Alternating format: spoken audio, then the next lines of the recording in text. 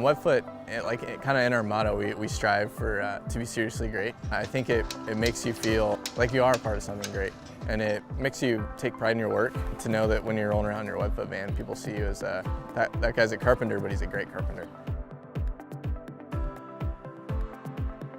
Everything they represent is what I represent. You know, they help out the communities. They're all about the kids and the people, and that's pretty much what sold me on the company. They're all uniformed. It's extremely professional.